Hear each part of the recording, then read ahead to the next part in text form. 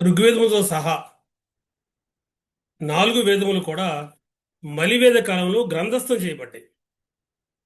ఋగ్వేదము తొలివేద కాలానికి చెందినదైనప్పటికీ ఆనాటికి ఆర్యులు పశుపోషకులు. వారికి వ్రాయటము చదవడము రాదు. తొలివేద ఆర్యులు, ఋగ్వేద ఆర్యులు నిరక్షరాస్యులు, ఇల్లిటరేట్ ఇన్ నేచర్. అయితే ఈ శ్లోకాలని వాళ్ళు వల్లివేసేవాళ్ళు. ఒక తరం నుంచి ఇంకో తరానికి అందిస్తూ వచ్చేవాళ్ళు. అలా తిరిగి మరి అవి కొనసాగుతూ వస్తూ మలివేద కాలంలో గ్రంథస్థం చేయబడింది కనుక ఋగ్వేదము. దానితో పాటుగా సామవేదము, యజుర్వేదము, అథర్వణ వేదాలు కూడా మలివేద కాలంలోనే వ్రాయబడ్డాయి. సామవేదము సామవేదము మొట్టమొదటి సంగీత గ్రంథం ప్రపంచ చరిత్రలోనే సంగీతానికి సంబంధించినటువంటి మొట్టమొదటి గ్రంథం అంటూ ఏదైనా ఉంది అంటే అది సామవేదమే. So it is the first book on music in the entire world history. సామవేదము.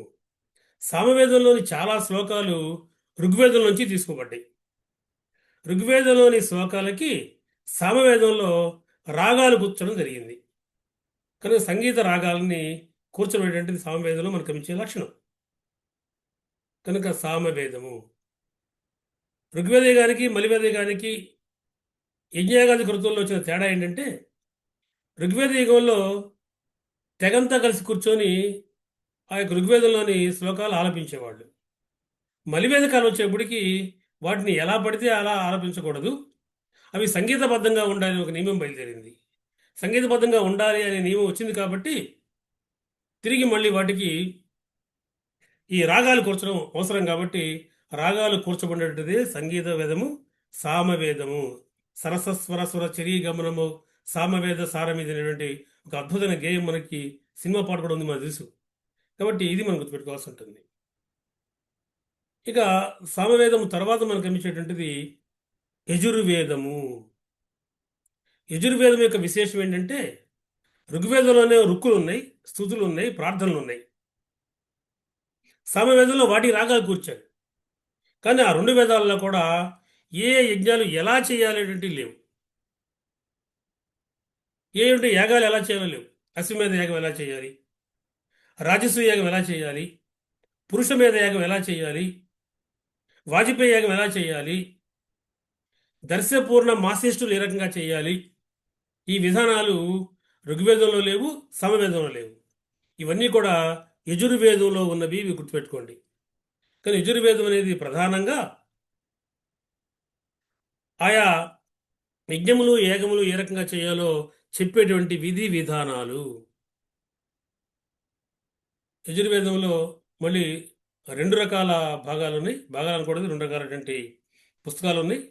ఒకటి కృష్ణ యజుర్వేదము, బ్లాక్ యజుర్వేద. రెండవది శ్వేత యజుర్వేదము, వైట్ యజుర్వేద. కాబట్టి ఈ రకమైన భాగాలు ఉన్నటువంటిది ఇది ముఖ్యంగా మనం గుర్తుపెట్టుకోవాల్సిన విషయం. యజుర్వేదానికి సంబంధించి క్రతువులు ఏ రకంగా చేయాలో వివరణలు ఉన్నాయి. ఈ యజుర్వేదంలో తిరిగి మళ్ళీ ఒక 1549 సూక్తాలు అయితే ఉన్నాయి.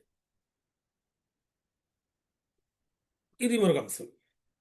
ఇక 4వది అథర్వణ వేదము. అథర్వణ వేదం అథర్వణ వేదానికి సంబంధించిన దానిలో మనం ముఖ్యంగా గమనించేటువంటిది అథర్వణ వేదము మొట్టమొదటి వైద్య వేదము. ప్రపంచ చరిత్రలోనే మెడిసిన్ సంబంధించినటువంటి ఒక పుస్తకం అంటే ఏదైనా ఉంది అంటే అది అథర్వణ వేదమే. అందువల్ల అథర్వణ వేదంలో అన్ని రకాల జబ్బులు, వాటి నివారణ మార్గాలు ఉన్నాయి. అనేక ఔషధాలు పేర్కోబడ్డాయి. ఔషధము అంటే మెడిసిన్, మందు. ఔషధం అనే పదం దేని నుంచి వచ్చింది అంటే ఓషధి అనే పదం నుంచి వచ్చింది. ఓషధి. ఓషధి అంటే మెడిసినల్ ప్లాంట్స్. చూడండి, మనకి రకరకాలైన మందులు ఆయా మొక్కల యొక్క రసం నుంచి తీస్తారు. కనుక మొక్కల యొక్క రసం నుంచి తీసేటప్పుడు ఏవైతే మనకి మందులకి పనికొస్తాయో వాటిని ఓషధులు అంటాం, మెడిసినల్ ప్లాంట్స్ అంటాం. ఆ ఓషధం నుంచి తీయబడినవే ఔషధాలు. కనుక వివిధ రకాల ఔషధులు, వాటి నుంచి ఔషధాలు ఏ రకంగా తయారు చేయాలో ఆయుర్వేదంలో మనకు కనబడుతుంది. అందువల్ల ఆయుర్వేదాన్ని మనము మొట్టమొదటి వైద్య వేదము అని కూడా పిలుస్తాం. మొట్టమొదటి వైద్య వేదము.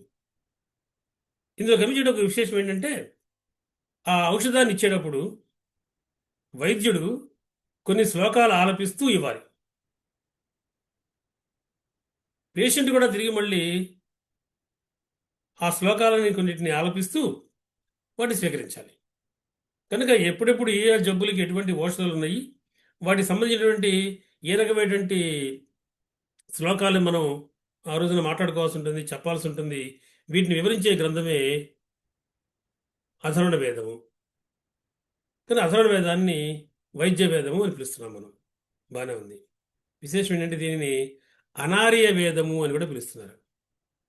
ఇట్స్ నాన్ ఆర్యన్ వేద అని కూడా అంటారు. ఎందుకు నాన్ ఆర్యన్ వేద అంటారంటే, ఈ అథర్వణ వేదంలో మనకు లభించేటువంటిది మనం చెప్పుకున్నాం జబ్బుల గురించి అని. జబ్బులు ఎలా ఏర్పడతాయో కూడా అథర్వణ వేదంలో ఉంది. కొన్ని చెడు శక్తులు శరీరంలోకి ప్రవేశించడం వల్ల జబ్బులు వస్తాయి అని ఆయుర్వేదం చెప్తుంది. ఈవిల్ స్పిరిట్స్ మనకు తెలుసు మరి, రకరకాలటువంటి బ్యాక్టీరియా, వైరల్లు, వీటి వల్ల మనకి జబ్బులు వస్తాయి ఇప్పుడు తెలుసు. అదే చరిత్రకారులు, ముఖ్యంగా మార్క్సిస్ట్ చరిత్రకారులు ఏమన్నారు అంటే, చెడు శక్తులు అంటే భూత ప్రేత పిశాచాదులు. ఈ భూత ప్రేత పిశాచాలని మొదట్లో ఆర్య సంస్కృతులు ఇవి లేవు. ఆర్యులు సింధు ప్రజలతో కలిసినప్పుడు సింధు ప్రజల యొక్క చెడు శక్తుల యొక్క నమ్మకం ఆర్యుల్లోకి ప్రవేశించింది. కనుక ఈ చెడు శక్తులు నమ్మడం అనేది ఆర్యులకు సంబంధించింది కాదు కాబట్టి ఈ యొక్క అథర్వణ వేదాన్ని అనార్య వేదము అని పిలవడం మనకు కనపడుతుంది. ఎగ్జామినేషన్ పాయింట్ ఆఫ్ వ్యూలో which was called Anarya Veda, non Aryan Veda, then answer should be Atharvana Veda. ఇంకొక విశేషం కూడా ఏంటంటే, మనకి 4 వేదములు ఉంటే వేదత్రయి అనే పదం కనపడుతూ ఉంటుంది సాహిత్యంలో. వేదత్రయి అంటే 3 వేదములు అని. ఆ 3 వేదములలో కూడా తిరిగి మళ్ళీ ఋగ్వేదము, సామవేదము, యజుర్వేదం ఉంది, కానీ అథర్వణ వేదం లేదు. కాబట్టి వేదత్రయిలో లేనటువంటి వేదం ఏది అంటే మనం సమాధానం చెప్పాల్సి ఉంటుంది, అథర్వణ వేదము. అథర్వణ వేదం నుంచి తర్వాత రోజుల్లో ఆయుర్వేదము అనేక రకాల గ్రంథాలు వచ్చాయి. వాటి మనం ఉండే కొద్ది కదా చూద్దాం. ఇందులో ఒక 731 శ్లోకాలు ఉన్నాయి, లేదా సూక్తాలు ఉన్నాయి. 20 మండలాలుగా విభజించబడింది. ఇవి విశేషం. అయితే వేదము అంటే ప్రధానంగా 4 భాగాలు ఉంటాయి దాంట్లో. వేద సంహిత, బ్రాహ్మణ, అరణ్యక, ఉపనిషత్తులు. ప్రతి వేదంలో కూడా వేద సంహిత ఉంటుంది. ఋగ్వేదము ఋగ్వేద సంహిత, సామవేదము సామవేద సంహిత, యజుర్వేదము యజుర్వేద సంహిత, అథర్వణ వేదము అథర్వణ వేద సంహిత. సంహిత అంటే గ్రంథం అని అర్థం. ఈ సంహిత భాగంలో శ్లోకాలు ఉంటాయి. సంహిత భాగంలో శ్లోకాలు ఉంటాయి, పద్య రూపంలో ఉంటుంది. ప్రతి వేదానికి సంహితతో అనుకొని బ్రాహ్మణాలు ఉంటాయి. బ్రాహ్మణాలు, ఈ బ్రాహ్మణాలు ప్రోజులో ఉంటాయి, గద్య రూపంలో ఉంటాయి. బ్రాహ్మణాల విశేషం ఏంటంటే, బ్రాహ్మణాలు ఆ శ్లోకాల యొక్క అర్థాన్ని ఇక్కడ వివరిస్తాయి. మనం ఎట్లయితే పద్యాలు చదివేటప్పుడు ఆ పద్యం యొక్క తాత్పర్యము, దాని ఉద్దేశము ఇస్తారో అట్లా బ్రాహ్మణాలు. కానీ బ్రాహ్మణాలు గద్య భాగాలు ఉన్నాయి, ప్రోజులో ఉన్నాయి, సంహితలోని శ్లోకాలను వివరిస్తాయి. అక్కడ కర్మకాండలు ఏ రకాలు చేయంది, ఏ రకమైనటువంటి యజ్ఞయాగాదులు చేయాలో, క్రతువులు చేయాలో ఉంది. వాటిని వివరించేటువంటివి విధి విధానాలని మనకు తెలియజేసేవి మళ్ళీ తిరిగి బ్రాహ్మణాలు. అందువల్ల వేద సంహిత బ్రాహ్మణాలు కలిపి కర్మకాండ అని పిలుస్తారు. శ్రమనిస్ ఎలా చేయాలి ఏంటనేది మనకు తెలియజేస్తుంది. కాబట్టి ఇది బ్రాహ్మణాలు. ముఖ్యంగా మనకి ప్రతి వేదానికి బ్రాహ్మణాలు ఉంటాయని చెప్పాను కాబట్టి ఐతిరేయ బ్రాహ్మణానికి చెందినటువంటిది ఋగ్వేదం. లేదా ఋగ్వేదంలో తిరిగి మళ్ళీ 2 బ్రాహ్మణాలు ఉన్నాయి. ఒకటి ఐతిరేయ బ్రాహ్మణము, రెండవది కౌశితకీ బ్రాహ్మణం. సామవేదానికి చెందినటువంటి ముఖ్యమైన బ్రాహ్మణము జైమినీయ బ్రాహ్మణము. యజుర్వేదానికి చెందినటువంటి ముఖ్యమైన బ్రాహ్మణము శతపథ బ్రాహ్మణము.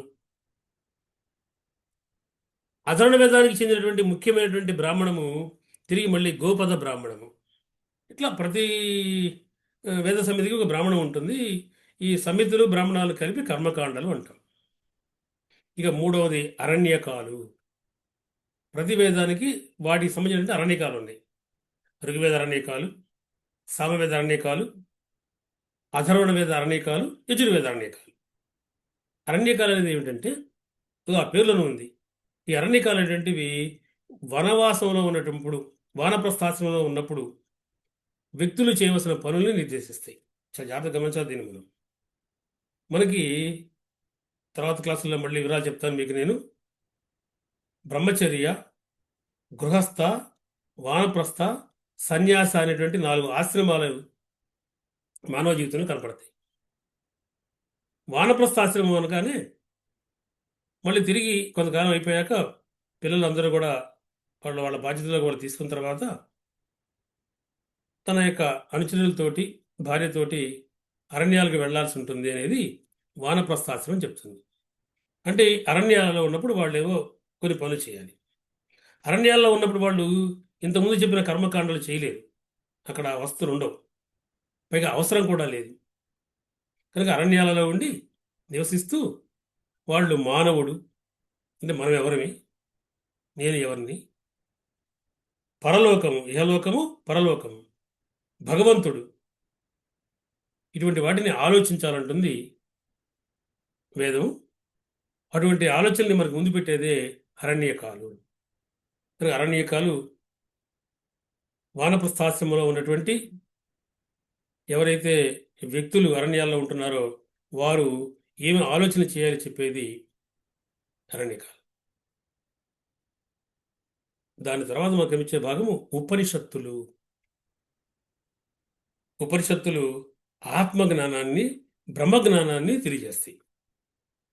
కనుక అరణ్యకాలు ఉపనిషత్తులను కలిపి జ్ఞానకాండ అని పిలుస్తారు. జ్ఞానకాండ ఎందుకంటే ఇక్కడ మానవుడు ఆలోచిస్తున్నాడు. ఎందుకులాగా కర్మకాండాలు చేయటం కాదు, మానవుడు ఆలోచిస్తున్నాడు. అసలు నేను ఎవరిని, ఎక్కడి నుంచి వచ్చాను, ఎక్కడికి వెళ్తున్నాను, భగవంతుడు అంటే ఎవరు, ఈ ఇహలోకము, ఈ లోకము, ఈ పృథ్వీ అనేది ఏమిటి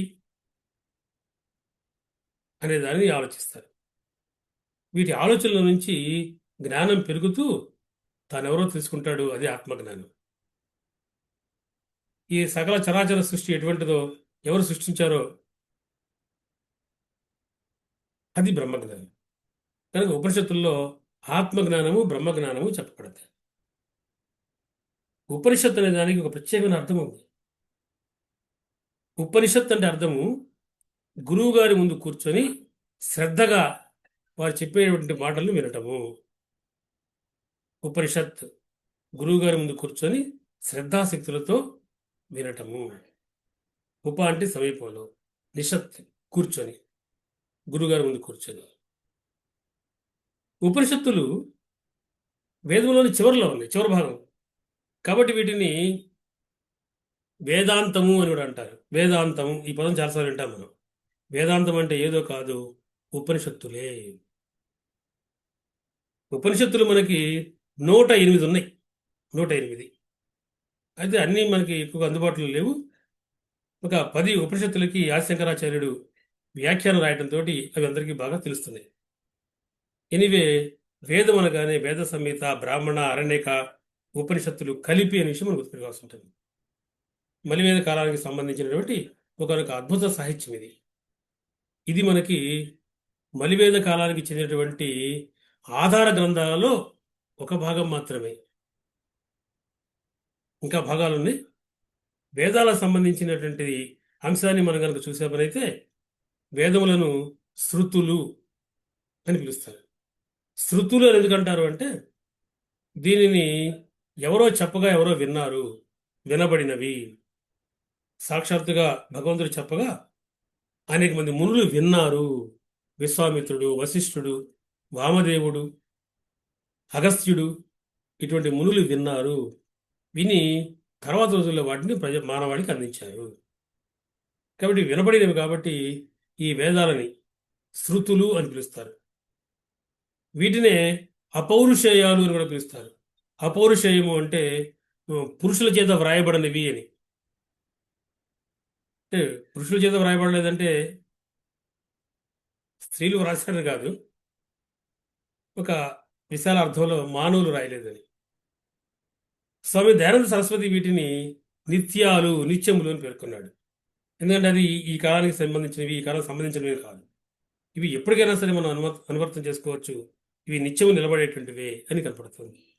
కనుక వేద సాహిత్యానికి సంబంధించినటువంటి వీటి మీద మనకి రకరకాల ప్రశ్నలు వస్తున్నాయి, గుర్తుపెట్టుకోండి. యజ్ఞం చేసేటప్పుడు ఋత్విజులు అని ఉంటారు. ఋత్విజులు, అందులో బ్రహ్మ దీని ప్రధానమైన ఋత్విజుడు. ఋత్విజుడు అంటే యజ్ఞాన్ని నిర్వహించేటువంటి బ్రాహ్మణులు, పురోహితులు. బ్రహ్మ ఆయన నిర్దేశిస్తుంటాడు, ఏది ఎలా జరగాలి అంటే చెప్తుంటాడు. ఆధ్వర్యు, ఋత్విజుల్లోని మనకు వర్గం ఆధ్వర్యు. ఈ ఆధ్వర్యు దానికి కావలసినటువంటి సాంజామాన్ని ఏర్పాటు చేస్తాడు. ఒక యజ్ఞం చేయాలంటే దానికి ఒక హోమగుండాన్ని నిర్మించాలి. ఆ యజ్ఞాన్ని బట్టి హోమగుండం యొక్క ఆకారం ఉంటుంది. దాంతోపాటుగా వాటికి సమిధలు తీసుకురావాలి. ఒక యజ్ఞానికి సంబంధించి ఒక రకమైన పదార్థాలని యజ్ఞగుండంలో వేస్తారు. అవన్నీ తీసుకొచ్చేటువంటి పనిని ఆధ్వర్యు చేస్తాడు. మరొక ఋత్విజ వర్గము ఉద్గాత్రి. ఈ ఉద్గాత్రి అనేవాళ్ళు ఈ శ్లోకాలను ఆలపిస్తూ ఉంటారు. యజ్ఞం చేసేవాళ్ళు చేస్తుంటారు, వాటిని హవిస్సు పోస్తూ ఉంటారు. వీళ్ళు ఉద్గాత్రి అనేవాళ్ళు ఆ శ్లోకాలను ఆలపిస్తూ ఉంటారు. ఇంత చెప్పిన మీకు నేను అందరూ ఆలపించడానికి అవకాశం లేదు, మళ్ళీ కాలం వచ్చేప్పటికి రూల్స్ మారిని. అదేవిధంగా హోత్ర. ఈ హోత్ర ఋత్విజ వర్గం ఈ యొక్క యజ్ఞం ఎవరి కోసం జరుగుతుందో ఆ దేవతలు ఉపాసన చేస్తూ ఉంటారు. ఇంద్రుడైతే ఇంద్రుడు, అగ్నిదేవుడైతే అగ్నిదేవుడు, ఏ దేవత అయితే ఆ దేవత. ఇటువంటి విధానాలు ఋగ్వేదంలోను, దాని ఆధారంగా వచ్చినటువంటి సామ యజుర్వేద, అథర్వణ వేదాల్లోనూ కూడా ఉన్నాయి. వీటి మీద రకరకాల ప్రశ్నలు వస్తున్నాయి, గుర్తుపెట్టుకోండి. చరిత్రకారులు ఏమంటారు అంటే, ఉపనిషత్తులు క్రీస్తు పూర్వం 6వ శతాబ్దంలో రాయబడ్డాయి. మొదట్లో లేవు, తర్వాత రాయబడ్డవి అంటారు. ఉపనిషత్తులు కర్మకాండాలను వ్యతిరేకించాయి అంటారు. మీకు నేను అప్పుడప్పుడు చెప్తాను తర్వాత రోజుల్లో. ఇవన్నీ మీకు ఇంపార్టెంట్ ఇష్యూస్, హిస్టరీ అర్థం కావడానికి.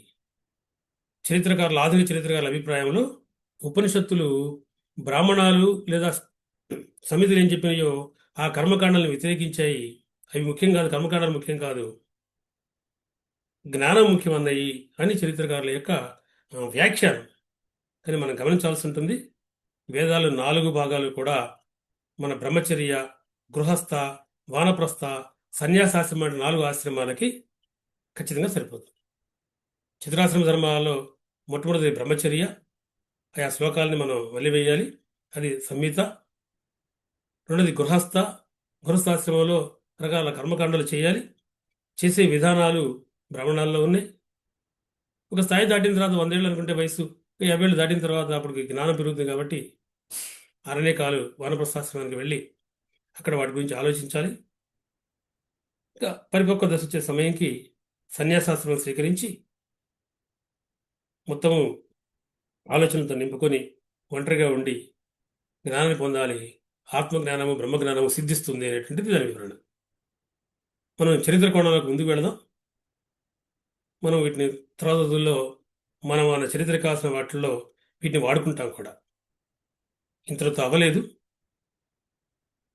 ఒక గొప్పదైన సాహిత్యం రాయబడింది మలివేద కాలంలో.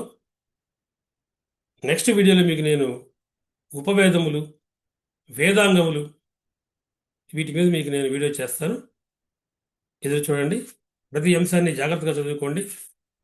Please subscribe, share, like and comment on our videos. ప్రస్తుతానికి